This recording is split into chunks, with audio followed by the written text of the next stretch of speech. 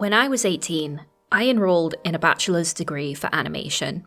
It was what I had wanted since being around 13, and it was what I enjoyed. And so I worked hard, did what was asked of me, and tried to be a good person to my peers and others around me. But despite all this, I had a really hard time connecting with any of them. I struggled to engage properly in conversation because I didn't think anyone was interested in what I wanted to talk about during that time. And I struggled to empathize with friends who were going through things like relationship troubles, because not only had I never been in one myself, but around this point was when I started to realize that I wasn't straight, which was still quite a big deal in 2014. And so for those reasons, and a few others I won't be getting into, I was very, very lonely. Sure, I was studying a field I loved, people were never outright mean to me, and I still had a small circle of people I could confide in, but the more I fell into this mindset of not being good enough for the world I inhabited, the easier it became to withdraw and isolate and remain closeted because that felt like the safest option. And of course, like any artist, I threw myself into drawing and animating as a means of escaping the confines of an unforgiving reality. It's not really any surprise that so many queer people, particularly those who were artistically inclined, gravitated to the internet where they could find spaces in media that validated their feelings and, more importantly, their existence in a way that made them feel less alone.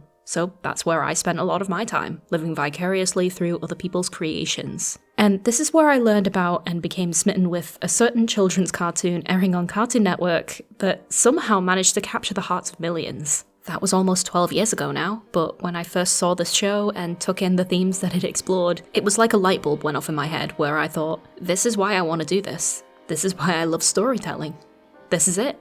I don't think I'll ever be able to quite put into words what Steven Universe means to me. I've mentioned the series, its characters, its themes, and its impact many times already on my platform, because it was a truly transformative part of not only my life, but the lives of so many other individuals who watched the show or grew up with it. And I do mean transformative, because I don't think I would have been made aware of so many topics or issues that the show tackles, nor would I have come out to my family and friends at the time that I did if it wasn't for how positively this one cartoon about a young boy and his alien aunties was able to change my mindset when it came to my own identity. I hated myself so much when I was young, but shows like Steven Universe made things easier, even if only for a little bit, until eventually it started to encapsulate many of the things I learned how to love instead.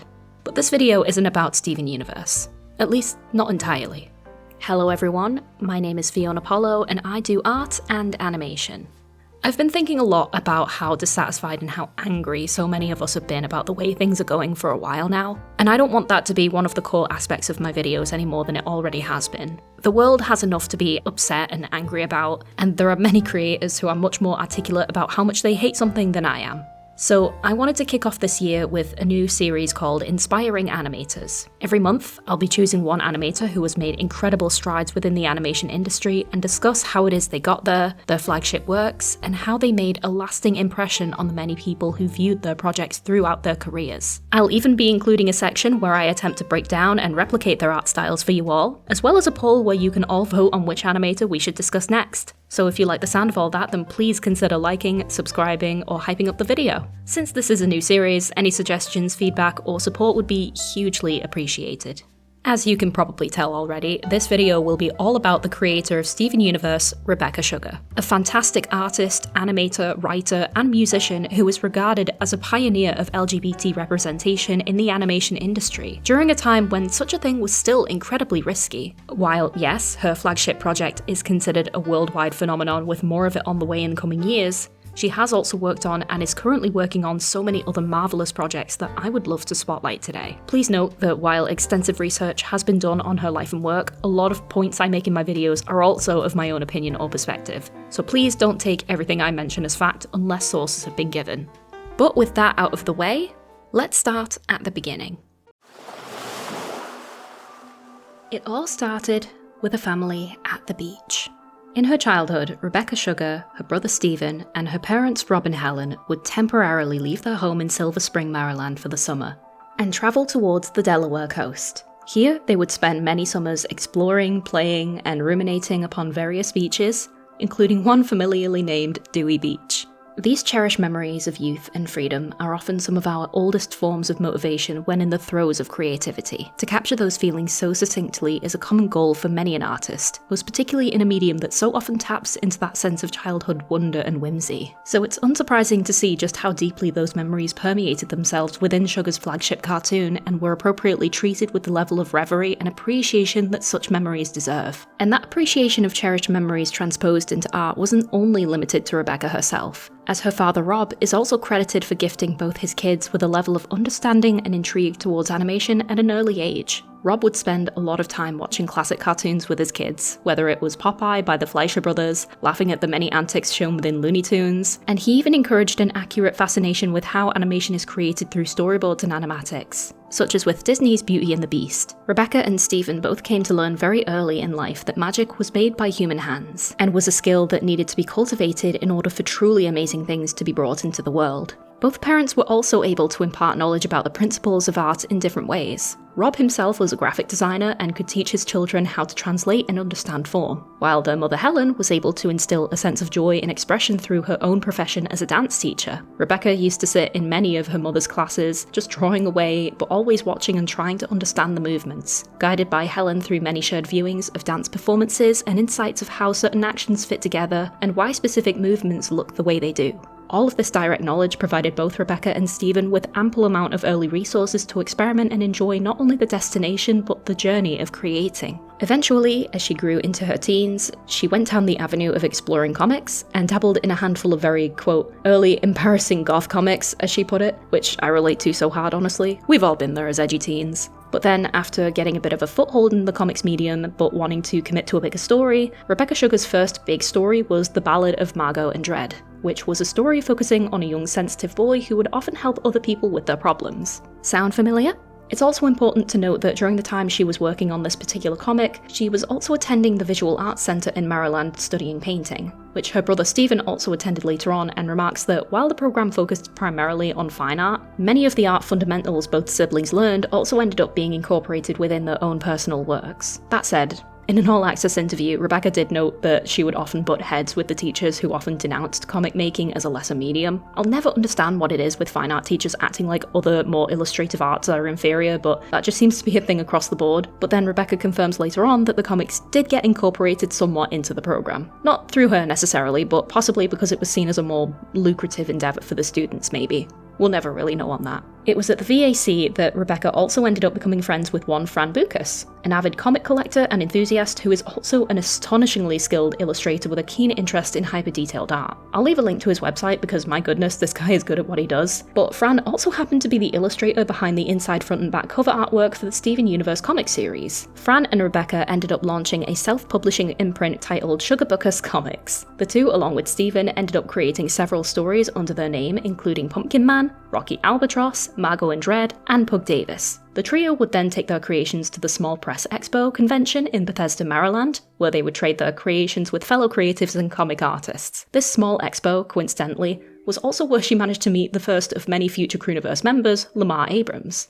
Eventually, Rebecca enrolled at college in New York at the School of Visual Arts, where her skills were continuously refined and expanded upon. Despite the New York animation industry not being quite as big as it once was for a myriad of reasons, it still contained a lot of rich history that Rebecca was attuned to, such as being the original location for the production of many Fleischer Brothers cartoons, as well as being a hub for a lot of Jewish animation as well, which, of course being Jewish herself, likely spoke out to Rebecca as an aspiring creative. This ended up giving way to several really interesting student films, including Johnny Noodleneck, a story of people who flew around in hot air balloons, Green Grass Face, a short looping sequence of two characters dancing, and also her thesis film, Singles. Where do I even begin with Singles? As far as the artwork itself goes, it is very high quality in terms of character movement and expression that allows you to understand the story without the need for dialogue. As far as concept and general vibes, personally, I believe it's a film about the despair of loneliness, about the overwhelming sadness of leaping forth towards the void of nothingness, and learning to be satisfied with the little human pleasures and exchanges within our lives. It is worth noting that this film was in fact a collaborative effort between Sugar, Ian Jones-Quartey, and Stephen, and also happens to be connected with two other student films as well, Cat by Peyton Harrison, and Metamorphosis by Mikhail Shraga, all of which take place within the same apartment complex setting behind different doors. During her time at SVA, she also encountered and befriended many future colleagues who would end up working with her in the industry, including Paul Vallejo, Danny Hines, and Kat Morris. After graduating though, like many animation graduates, she did experience some difficulty and anxiety with landing a job. She was able to find a few unpaid internships, but unfortunately was never taken on full-time, which has always been pretty common. Even though things are pretty dang bad now, this would have been around 2009, which was 1 year following the 2008 financial crash. Luckily, she had seen the Adventure Time pilot and was aware that the show had been greenlit on Cartoon Network. And she also knew of Phil Render, the character designer who coincidentally went to speak at SVA as one of their grad students, and who also knew of Rebecca Sugar online. When Phil went to speak at SVA, Rebecca introduced herself and gave him a few of her self-published comics. Thanks to that interaction, when Adventure Time began running tests for animators to be brought onto the production, he tipped her off and she was able to send in her own. While waiting for the network's response, she went back to Maryland and visited the Small Press Expo, as she had been doing for years at this point. And who does she bump into? None other than Adventure Time's creator, Pendleton Ward. Shortly after this, she heard back from Cartoon Network and was brought on officially as a storyboard revisionist on the show, where she really began to understand the flow of production at a network studio, something she hadn't yet been exposed to. Pretty early on into her new role, she was then approached to become a storyboard artist and writer on the show, which she threw herself into. That of course also then opened up a position for a new revisionist, so who did she end up recommending for the job? Obviously it was going to be Ian Jones-Quartey. What are we even asking? One of her first challenges in this position was reportedly how to learn to pitch an episode, which, as anyone knows, is one of the most nerve-wracking parts of the animation world, whether you're a student or a seasoned professional, since you kind of need to strike this balance between being an artist and a salesman. But hey, she did it! Her first episode to do this was Into the Nightosphere, which featured a song, and this is also where her use of music within her stories first began to rear its head as well. And, well, prior to getting her own show, this was how it all came together, more or less. When looking at all of this, it really does just drive home that if you want to get somewhere, then it really will be because of the friends you meet along the way who end up helping you out. Being excited about and sharing her self-published comics, being friendly and approachable online with other professionals, cross-collaborating, not just in a work environment, but in a collection of student films between multiple people. It really is true what they say about how it's not just what you know, but who you know. But I feel like this is such an incredibly important aspect of the creative industry to take note of. You never know who could end up helping you along in your journey, and by proxy, you should always be willing to help give your fellow men a helping hand. There has been a lot of discussion about the underlying cutthroat competitiveness within places like art schools and studios, that I think it needs to be emphasized that these behaviors only serve to make you less likely to succeed in an area that requires such tight-knit teamwork. So it's just incredibly heartwarming to know that many of these friendships and positive interactions Rebecca had ended up being mutually beneficial. And obviously this ended up paying off big time because during her work on Adventure Time, she was able to write even more songs, make even more episodes, until eventually she began to gain a bit of a reputation within the studio. After only a short time, this then led to her being asked to pitch her own show. And I think many of us know how things went from there, but let's talk about it anyway. And I know that we can be strong.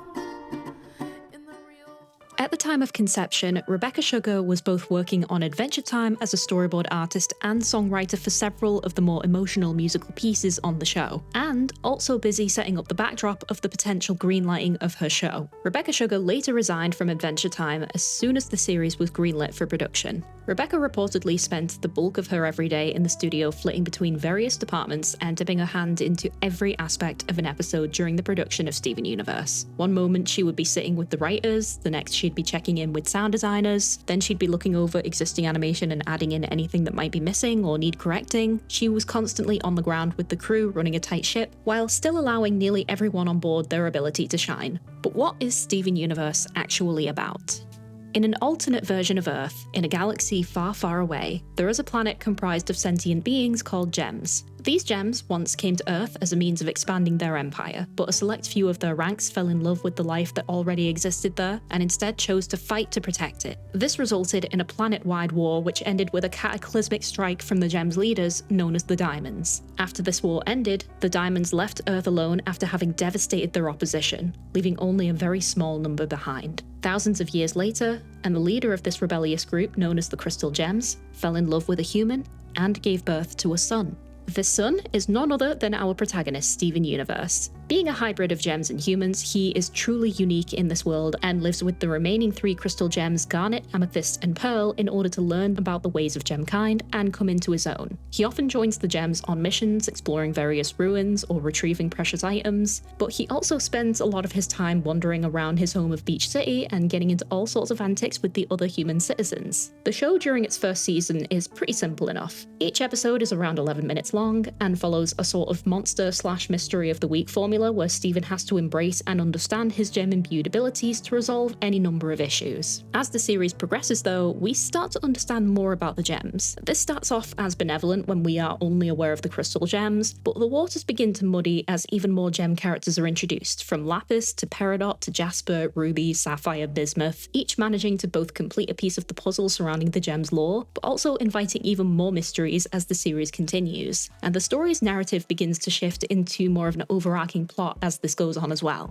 The gems become such a complex and compelling aspect of the show because each and every one of them has a personality of their own, and they weren't two-dimensional. Not every crystal gem was strictly a good character, but not every homeworld gem was considered an enemy, and many even tended to flip between the two or remained in the more grey area of the show's moral compass, which really worked to its benefit. And anytime the gem storytelling got a bit much, we would then get a palate cleanser by checking in and hanging out with the human characters around Beach City, who were both beholden to the gems but also weren't especially affected by them for any significant amount of time. Oftentimes, even though the human character storylines or character arcs weren't as fantastical as the gems, they were certainly just as fleshed out and compelling when given their moment in the spotlight. It was a really well-constructed balance between this grand space opera-esque epic, contrasted with the more slice-of-life coming-of-age moments sprinkled in as well, drawing upon the strengths, qualities, and experiences of every crew member involved in its creation. Speaking of creation, even though I could go on a lot longer about the aspects of the actual show, let's cut it there and focus a bit more on the series production. And to understand Steven Universe from a production standpoint, we need to look at quite a few more things than just the plot. And I think a good way to start this off is with the key influences behind it. As we've seen, a very large bulk of Steven Universe's setting is pulled directly from Rebecca Sugar's childhood, and nowhere is that any clearer than the protagonist being named after her own brother, Steven Sugar, who is coincidentally also brought on as the background artist for the show. A lot of those atmospheric scenes with beautiful colour work that we got to see in every episode, Steven himself got to imbue some of his own memories of those summer days on the beach into the show, which again is another reason the theming works so well. The aforementioned trips down to the Delaware coast with her family also became the focal setting for Steven Universe's own Beach City,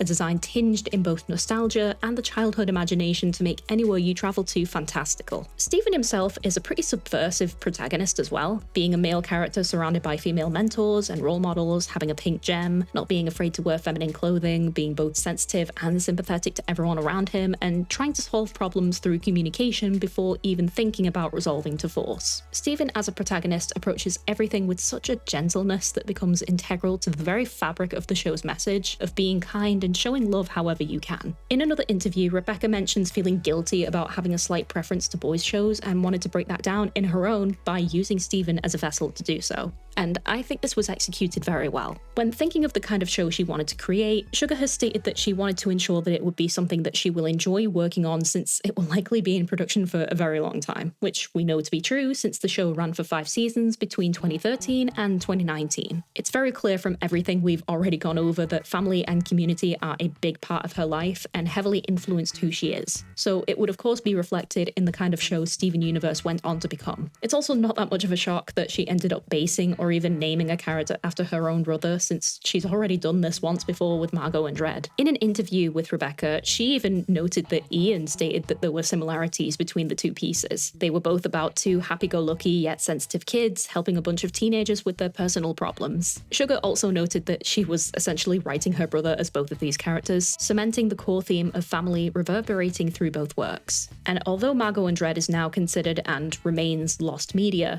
as indicated by this Reddit thread, the series is still remembered fondly to this day. Rebecca has also mentioned that different aspects of her personality when growing up alongside her brother was split among the 3 crystal gems, Garnet, Amethyst, and Pearl. Garnet being the dependable and knowledgeable mentor, Pearl the overbearing but well-meaning teacher, and Amethyst the fun-loving big sister. In fact, a large chunk of the characters in the show became interconnected in some way and contributed to the overall feeling of community that helps to strengthen not only the relationships within the show itself, but the relationships that many viewers got to have towards them as well. We end up rooting for Kiki to stand up to her sister when she needs a break from covering delivery shifts. We get weirded out by Ronaldo, while also finding some of his conspiracy theories entertaining, as well as a fun bit of foreshadowing in some instances. We get to see and become invested in Peridot's character overhaul as she spends more time with the crystal gems and away from Homeworld. It's honestly just outstanding to watch. When looking at specific properties that inspire the show, two prominent series are at the forefront: Legend of Zelda and Revolutionary Girl Utena. During the time when Rebecca was beginning to pitch Steven Universe to the network, she remarks that she was particularly inspired by Ocarina of Time and how the Gerudos all had these large gems incorporated into their designs. This ended up being the basis for the concept behind the gems themselves, and this also happened to run parallel with her work on the episode Incendium for Adventure Time, as this gem component was also incorporated into the design for Flame Princess. It's also pretty clear that the dungeon and exploration elements of Zelda games were a big inspiration, especially during Season 1, where the gems would be constantly going on missions to retrieve some sort of MacGuffin item, or to correct something deep within an ancient temple, or restore healing waters to a healing spring that was tended to by Steven's late mother and leader of the Crystal Gems, Rose Quartz.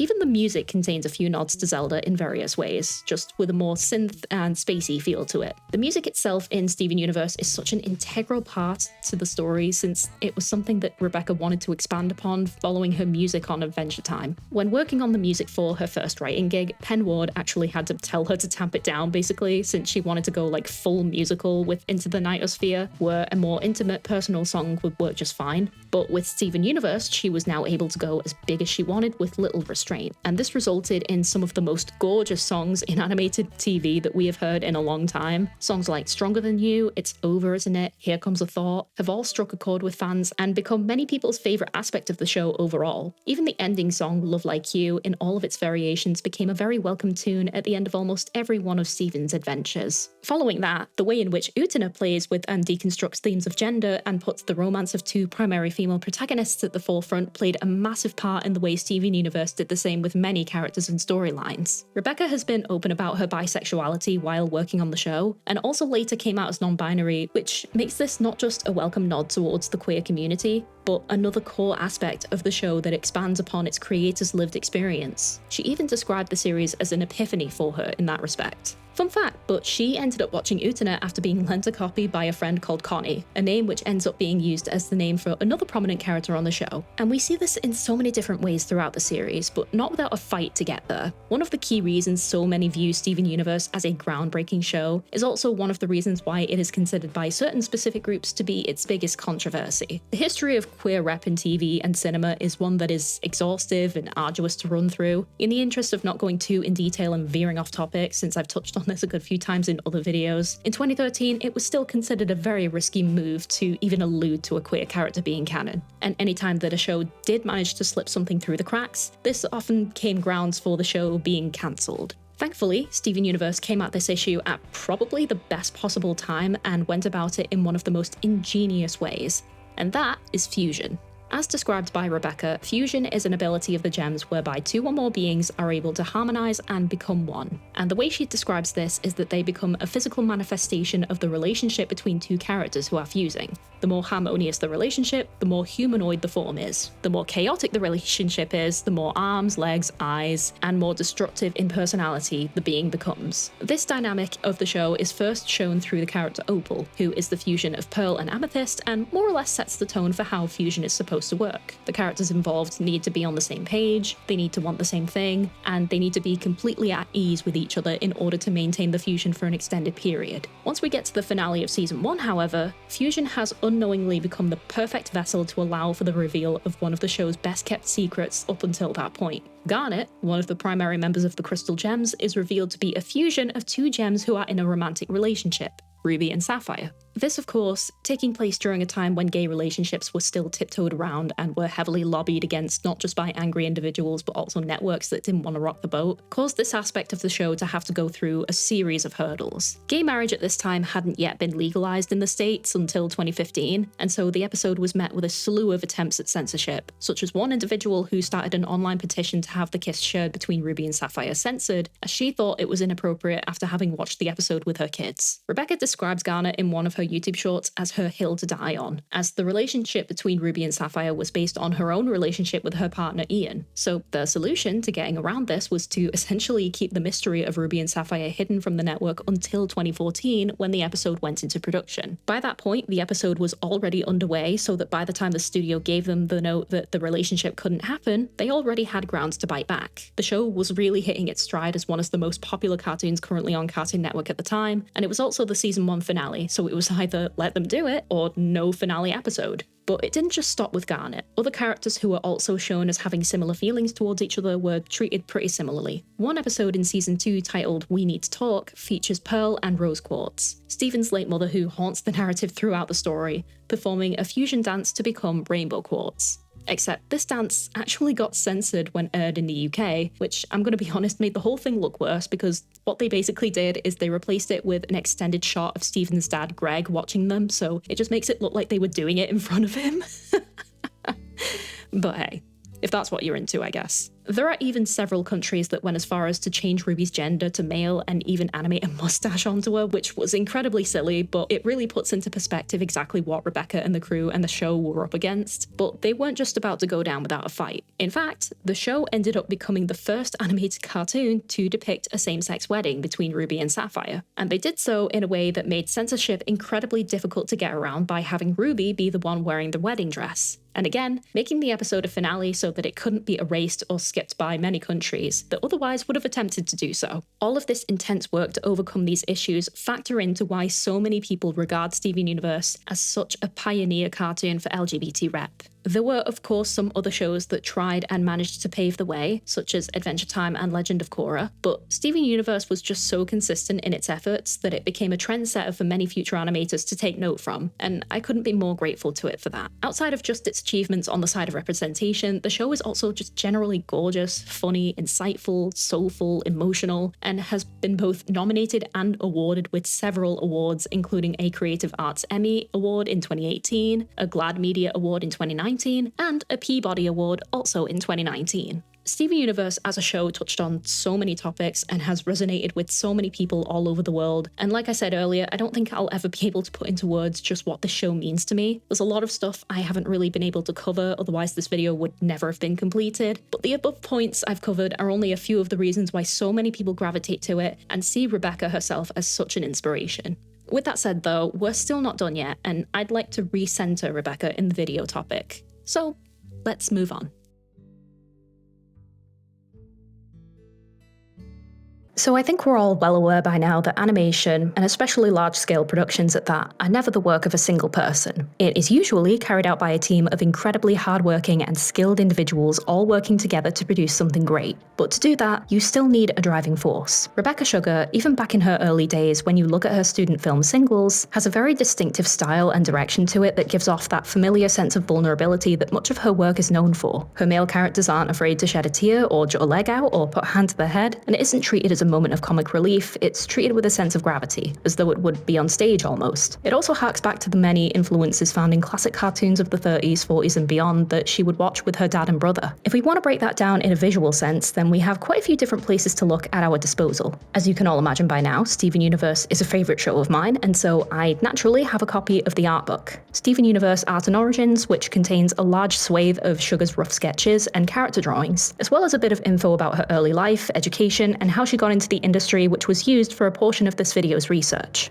I'll also be looking at her latest music videos related to her album Lonely Magic as well, but we'll talk more about those in the next section. For now, we're focusing purely on Rebecca's artworks on their own. Firstly, it has been regarded by a good many people who have examined her style before that despite the simplicity, Sugar's drawings and sketches have such a natural flow to them that the characters seldom look awkward or stilted. They're often quite loose with their expression of movement, and you can gauge quite accurately what kind of personality a character has from only a handful of drawings. Considering she has been observing and soaking in so much information about character movement from a young age, again thanks to her dad and also her mother who is a dance teacher, this honestly isn't surprising in the slightest. It's also worth mentioning that she is very much a character artist, as I haven't seen a great deal of background or prop designs from Sugar directly. It's very clear that her area of expertise is with moving, living beings. One thing I do love about looking at other animator sketches is how a lot of the time the characters they draw are often in a state of motion, almost like an in-between cell where you can almost picture the end of the action they're performing without it ever taking place on a page. Or maybe that's just me, I don't know. You can also get a very good feel for the influences behind her works. She has mentioned on a few occasions that Steven Universe had a lot of Legend of Zelda influences sprinkled in here and there. It's also been mentioned that Revolutionary Girl Utena is also a big influence, and that really comes across in the way that she draws certain characters and the types of qualities they exhibit. She also has a very good sense of compositing without overcomplication, and that causes many characters to look very graceful, whether they're moving or standing. We see this especially with characters that have some very long, flowy aspects to their design, such as long hair or who wear large draping clothes, such as with Marceline and Lapis Lazuli. They're almost always in a state of looking like the wind is blowing them from the right angle to make them look good, which is also something you see in both the Steven Universe pilot and the main show. I don't know, it's just a very ethereal quality to the way she depicts a lot of characters, and I think a lot of that comes from anime and how melodramatic posing is used to compensate on limited motion. Shows like Utena are a huge example of this. What's also fun about Sugar's sketches is that she is pretty much the embodiment of make it exist now, make it better later, which is a sentiment that's been going around on the internet space for a while. But personally, I could not recommend that mentality enough. I know far too many fantastic and amazing artists, crafters, and the like who are at such an insane skill level, but they end up becoming victims of this kind of chronic perfection, and they end up being far too preoccupied with everything being perfect before allowing themselves to actually begin any kind of project, to the point where the project just ends up never happening. I'm personally too impatient for this, so everything I put out at the start seems half-assed before it gets refined later on. And honestly, if you look at literally any long-term project, be it a cartoon or a webcomic or something similar, you will naturally go through a constant stylistic evolution, so waiting for things to be perfect is a pretty Sisyphean task in of itself. Sugar has shown sections of her sketchbooks on social media as well. One such video that stuck out to me is a YouTube short where she admits that blank sketchbooks tend to psych her out a little, which, huge mood. So instead, what she does is tape together a bunch of scrap pieces to remove that nervousness of starting a new sketchbook. She also often does that typical animator thing of putting sticky notes on top of sketches that don't work quite right to draw over them rather than erasing, which I think is a bit of a leftover trait from having to create so many drawings so quickly that it's just easier to start a new one entirely. Another thing that is also praised about Sugar sketches is the range of characters she draws. She of course has her favourites, just like any person, but there's a decent variety in face shapes, body types, hair textures, and that is also keenly reflected in the finalised character designs we get to see in the actual show. Up until Steven Universe, cartoons were never quite as varied as what the show put out, so it definitely opened the floodgates for many aspiring artists and character designers to not be afraid of drawing certain skin tones or facial features, which I can only view as a net positive. If we do want to look at some of her more complete designs and drawings, the best and most up-to-date place to look is probably the music videos for her album Lonely Magic. You can see right away that these designs are much more closely aligned with what we have seen in her sketchbooks, and again, they show a clear influence from both classic cartoons and also anime. If I had to describe the style in my own words, it would probably be urban romantic, since a lot of her character designs in these videos have some modern qualities to them. The Lonely Angels all wear things like sneakers, hoodies, crop tops, while still having that sense of magic and whimsy to them, and I find that to be such a charming combination. Overall, she has a really good sense of flow, has a clear influence from many classic cartoons in terms of expression, shows a sense of restraint and understanding of simplistic but impactful framing and composition, and is very good at drawing all kinds of diverse characters. So you'll notice that I've been trying to replicate the style for myself, and despite me talking about all of that stuff, I don't think I quite managed to show it all off that well in my own drawings. That is something I want to work on for this year, since I am very out of practice with using an actual sketchbook thanks to burnout, but I wanted to try and basically do a sample test of her line drawing and anatomy while still imbuing it with my own work as well. I think in terms of replicating how the characters are actually done was executed pretty well, but I don't think I quite have the same level of flow, I don't think, but hey, you live and learn. Doing this definitely showed me what I would have to practice though, so I don't think this was a wasted effort in the slightest. But with all of that said, let's move on to the final portion.